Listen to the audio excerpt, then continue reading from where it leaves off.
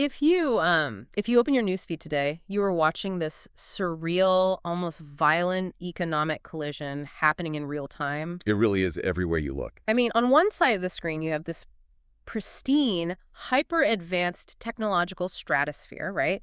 Software and artificial intelligence companies being valued in the trillions. But then you look out your window and you see the incredibly messy physical friction of the real world. Concrete, steel, exhausted human beings. Just 100-year-old legal tape and people who simply cannot keep up with the pace of the software they are supposed to be using. We are witnessing a profound structural mismatch. Frictionless capital is just pouring into digital systems that are advancing at light speed. But those exact same systems are constantly slamming into physical bottlenecks and regulatory frameworks that, well, they haven't fundamentally changed in decades. So today, our mission is to figure out what actually happens when a trillion-dollar technological narrative crashes into human reality. And to do that, I think we have to start at the absolute peak of that market hype. The numbers currently resetting the global tech economy. They are staggering. So Anthropic has just submitted a confidential S1 filing. And for anyone unfamiliar with the term, an S1 is essentially the massive financial instruction manual a company hands to the Securities and Exchange Commission right before they go public. It's a huge deal. This filing is expected to open the IPO floodgates for 2026 alongside companies like SpaceX and OpenAI. But, to look at this as just a dry financial event, I think that misses the point entirely. Oh, completely. This is a breathless, high-stakes sprint between the world's most powerful founders. They are trying to establish the baseline for how the public markets value generative AI. And the velocity of the financials they're putting up is almost difficult to process. Anthropic recently secured a $65 billion raise, Which vaults their total valuation from $380 billion to $965 billion. Just pause and consider that trajectory for a second. It's hard to even wrap your head around. Their annual revenue run rate, their ARR, exploded to $47 billion as of late May. Wait, $47 billion? Up from just $10 billion at the end of last year. That is insane. And they are matching that aggressive financial acceleration with sheer product velocity. Their newly launched model, Claude Opus 4.8, is running 2.5 times faster and costs 3 times less than their prior models. It is also taking direct aim at, well, the corporate sector's biggest paranoia, which is hallucinations. The fear that the AI will just confidently make things up. Right. Opus 4.8 is specifically trained to flag uncertainties. It is 4 times less likely to let code flaws pass unremarked. But I really have to stop at the cost required to pull this off, because to achieve this level of accuracy, Anthropic is spending $1.25 billion per month with SpaceX for GPU access across their server clusters. So it's Colossus Club. $1.25 billion every single month. That figure reveals the massive, brute force physical scale required to deploy these models.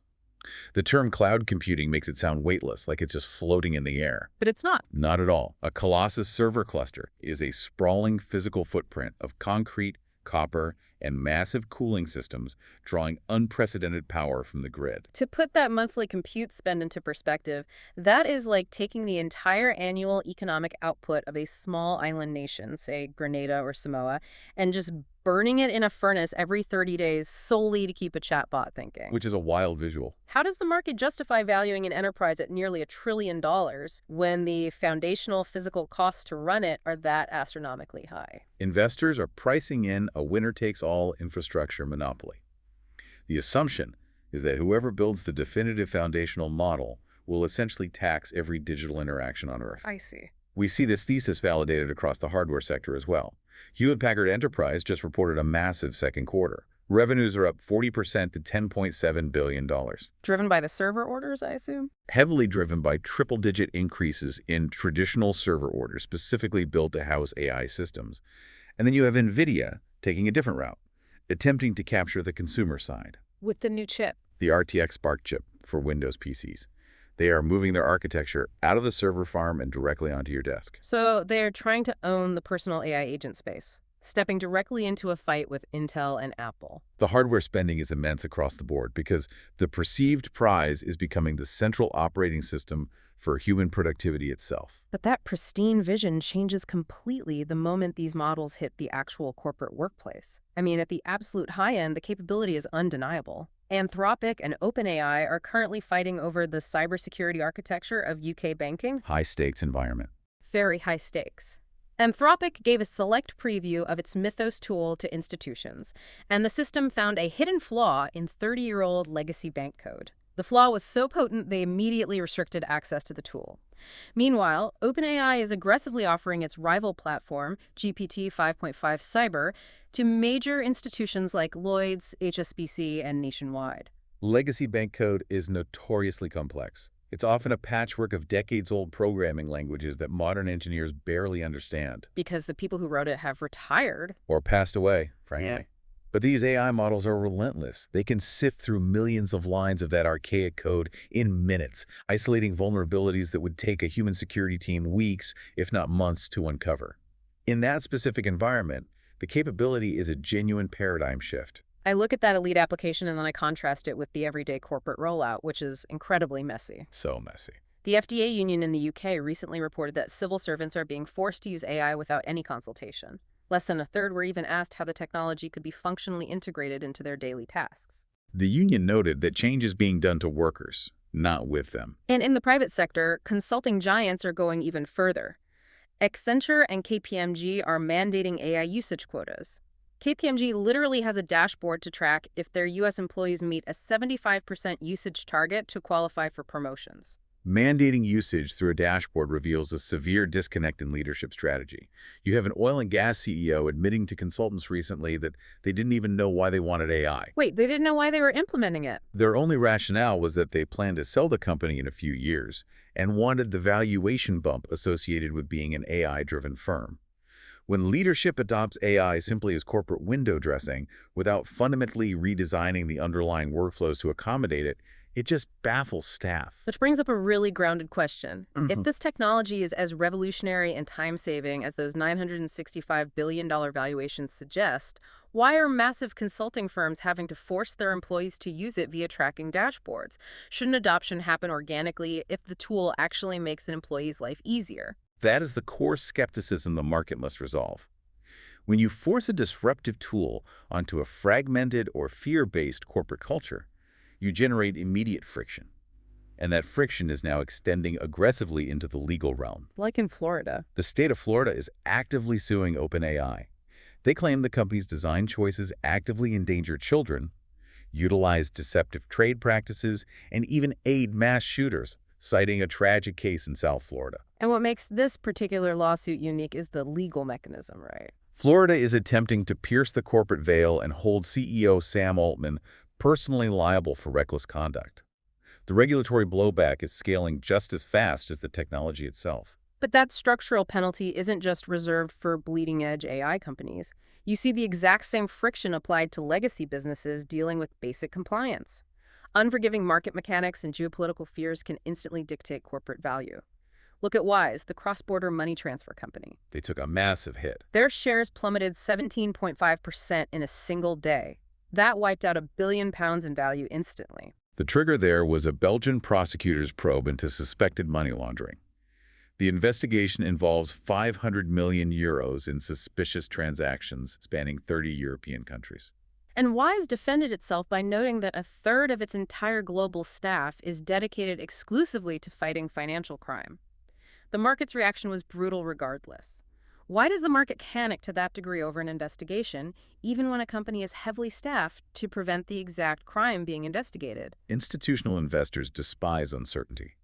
Modern compliance algorithms are highly sensitive, and when they flag €500 million across 30 jurisdictions, the sheer cost of cooperating with that investigation, the legal fees, the audits, the potential regulatory fines, it becomes a massive liability. I see what you mean. The market immediately prices in the cost of that compliance friction, destroying value regardless of the company's past success. You see a similar vulnerability playing out with EasyJet. They are currently fending off a £3.06 billion takeover bid from the U.S. investment fund Castlelake. EasyJet is publicly rejecting the bid and calling it opportunistic. The rationale behind that specific label is entirely macroeconomic. EasyJet stock is down over 30% over the past year. Their internal argument is that their share price has been artificially depressed because of market fears surrounding the Middle East conflict. Because that impacts travel. The geopolitical uncertainty impacts consumer confidence for summer travel bookings and introduces volatility into jet fuel prices. Castle Lake is simply attempting to capitalize on a temporary macroeconomic dip to acquire the airline at a massive discount. It is the corporate equivalent of lowballing an offer on a perfectly solid house simply because the seller's neighborhood happens to be in the news for a temporary bad storm. It's incredibly cutthroat. It really is. Navigating these narratives requires filtering out a massive amount of promotional clutter. There are two pieces of market filler floating around today that you can safely ignore. The first is a trademark lawsuit from Texas Precious Metals against the Texas Bullion Depository over the use of the word coin. And the second is promotional PR for the National Academy of Inventors' 15th annual conference. Both are pure lawsuit bait and corporate filler cluttering up the real economic news cycle. Filtering out that kind of promotional noise is crucial for isolating the real structural shifts in the economy. Which makes this a great moment to remind you that your home for financial candy, free-thinking daily world briefs, brain candy rabbit holes, and classic audiobooks is clarinhoratio.com. It is the perfect antidote to the market clutter we just dismissed. Moving from those billions in corporate market cap down to the everyday consumer, you see this economic friction translating directly into a squeeze on the wallet, on our patients, and on the physical environment. Like the festival economy. Ticket prices are vastly outpacing regular inflation. Reading in Leeds cost £145 back in 2007, which is about £245 in real terms today. The price for a 2025 ticket is £325. Oh, wow, that is a huge jump. Consumers are increasingly relying on payment plans to afford these events, frequently choosing a domestic festival over a foreign holiday. The organizers point to massive structural shifts in their supply chains. Due to Brexit and the pandemic? Those events caused a massive loss of skilled technical crews, the people who build the stages and run the lighting. That labor scarcity drove up production and staging costs exponentially, and the consumer is absorbing that entire overhead. Legacy rules are also forcing absurd corporate expenditures. In Northern Ireland, Lidl is spending £500,000 to open a tiny 60-person pub called the Middle Ale right next to one of their supermarkets. Which is strange for a grocery chain. They have absolutely no interest in running a pub. They are doing it to exploit a loophole and bypass a 100-year-old law called the surrender principle.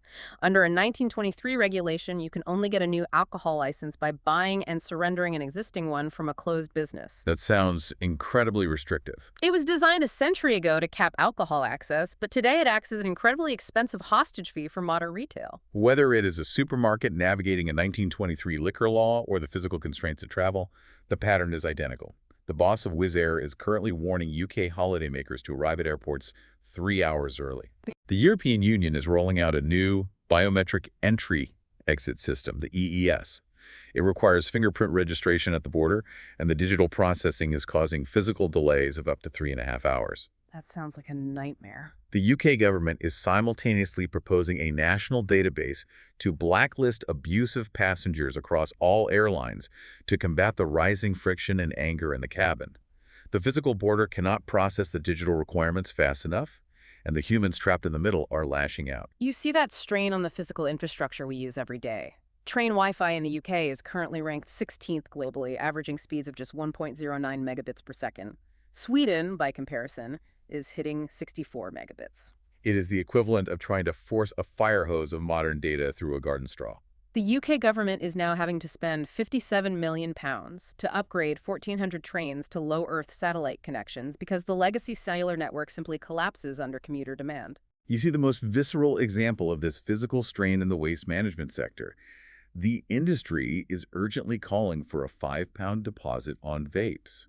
They need a financial mechanism to stop consumers from throwing disposable vapes into general rubbish. Because the physical mechanism there is fascinating and terrifying. When a lithium battery from a vape gets tossed into a bin lorry, the compactor eventually crushes it. The separator inside the battery breaks, it goes into thermal runaway, and it literally sparks a fire inside the rubbish truck or the recycling plant. Consumers are currently paying premium prices in time, money, and frustration simply to navigate these institutional bottlenecks.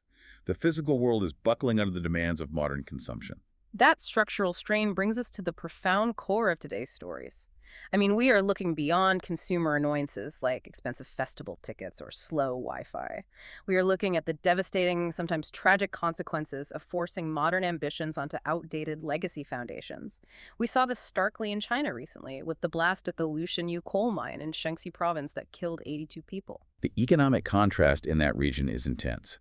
China is pushing an incredibly ambitious green energy transition, aiming to double clean energy by 2035 and achieve net zero carbon by 2060. They are leading the world in solar and wind deployment. But the reality on the ground is different. The physical reality is that coal remains the indispensable ballast stone for a population of 1.4 billion people. The investigation into the Lushanyu disaster revealed unregistered workers digging secret tunnels by hand to mine unapproved seams, entirely lacking mandatory tracking devices. The immediate demand for power on the grid forces a reliance on a highly dangerous, outdated extraction model, regardless of the 2060 green ambitions. It is a legacy system fundamentally failing the human beings trapped inside it. You see another form of that systemic failure in the aftermath of the Air India AI 171 crash. It has been a year since that flight went down, leaving 241 dead. The families, like Imtiaz Ali, who lost his brother Javed, his sister-in-law, and their 2 children, are trapped in an agonizing administrative limbo. Which is heartbreaking. The prolonged wait for a final aviation report means they cannot legally or emotionally process their grief. Bureaucracies are designed to process data at a set speed. They are not designed to process human trauma. When institutions lack agility and empathy, the human cost is always magnified by the delay. However, we do have evidence that structural fixes are highly effective when legacy frameworks are finally abandoned. Look at Sefton Council in Merseyside, tackling the crisis of youth unemployment, specifically young people, not in education, employment, or training the needs. The traditional system dictates that you wait until a teenager is 16 before offering career support. Sefton completely ignored that legacy timeline. They realized the emotional and academic drift happens much earlier. They started sending careers advisors directly to vulnerable 14-year-olds. That makes a lot of sense. They found a 16-year-old girl named Chloe who suffered from severe anxiety and literally had not left her house since she was 14. By providing one-on-one intervention early, taking her on quiet college tours, and building her confidence over years rather than months, she is now studying childcare. By changing the structural timing of the intervention itself, Sefton halved their NEET rate to just 3.8%. Proactive structural design works. You cannot wait for the crisis to fully manifest on a spreadsheet at age 16. You have to rebuild the foundation of the intervention to meet the reality of a 14-year-old. It forces a difficult question about our entire economic trajectory. Are we trying to build a 21st century economy on top of a 20th century foundation? We have technology companies filing for IPOs with valuations of $965 billion, promising flawless, instantaneous artificial intelligence that will rewrite banking code in seconds. Yet we are still digging secret coal tunnels by hand to keep the power grids from failing. We are struggling to give 14-year-olds basic career direction before they isolate themselves, and we are queuing for hours just to cross a border because a computer needs a fingerprint. We spend the vast majority of our time obsessing over the multi-billion-dollar valuations of digital brains and the processing power of the latest AI chips. As those digital systems approach a state of near perfection, the true scarcity in the future economy will not be intelligence. The defining scarcity will be physical infrastructure. I see. The power grids, the physical borders, the supply chains, the cooling systems, and human resilience. What happens when the AI is flawless, but the physical world it relies on simply cannot keep up? The tension between the pristine vision of the future and the messy, unforgiving reality of the present is the defining story of the market right now. Thank you for spending your time with us today. Keep looking closely at the friction around you. It usually tells the real story.